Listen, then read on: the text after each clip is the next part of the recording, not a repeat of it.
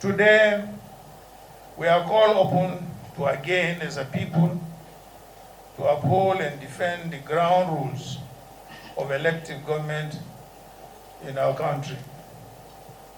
The Constitution prescribes the requirements for those who seek the highest elective office in the land. It should not take months or indeed decades for the institutions concerned to be able to do their work in establishing the credibility of any certificates presented by candidates for public office. We undertook this journey at great cost and for important reasons. The ground rules for legitimate governance in our country need to be upheld. This quest is not for or about Atiku Abubakar.